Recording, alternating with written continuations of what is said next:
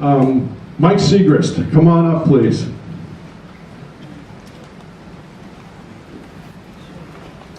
So, many of you hopefully have this, you might think of it as a prayer card. We're calling it a friendship card. And on the back, you see the picture here of the two wolves. Jamie was planning on getting a tattoo of that on over his heart. He was going to get this tattoo over his heart. And so Mike Siegrist is going to talk a little bit about that legend.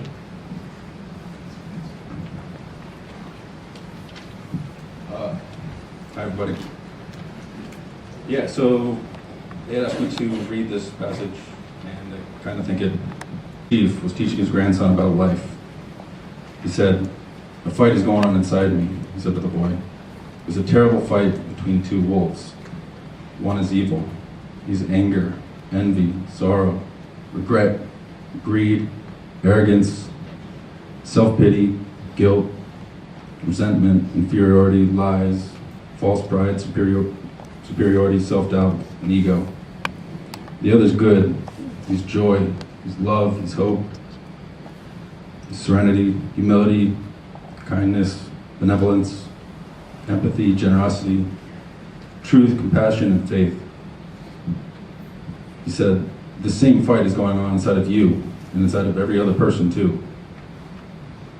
The grandson thought about it for a minute and asked his grandfather, "Which wolf will win?" The old chief simply replied, "The one you feed." I see this as a reminder to all of us to consistently choose to feed the good wolf within each and every one of us. Every memory I have of James and Jamie aligns with this thinking that you always have to feed the good wolf. He was the kind of guy that fed his own good wolf by bringing out the best in the people around him. He enjoyed seeing other people succeed more than himself, just like you were talking about in the baseball field.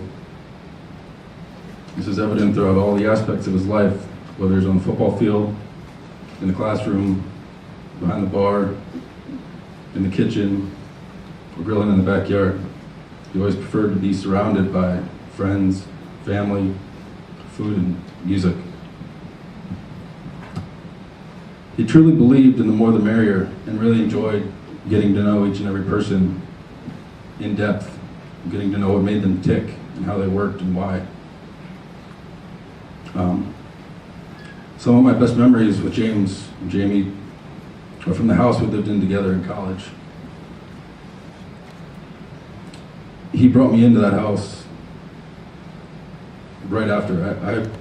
I graduated college and I didn't really know what I was going to do or what my next step would be. And he just brought me in. He said, "Hey, come live with me. I got some friends. We're in a house. It's all good." I said, "All right."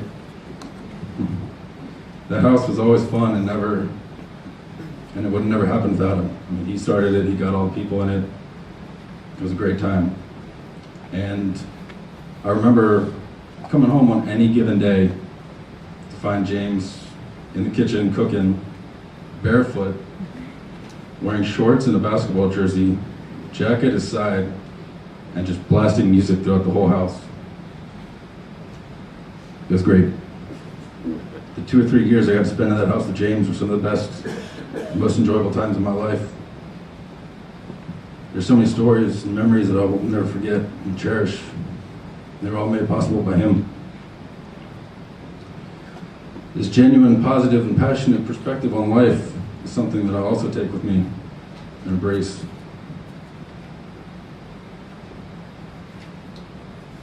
I had the privilege of enjoying Jamie like a brother, and I'm grateful for how Rick, Debbie, Morgan, Stephen made me feel at home, always.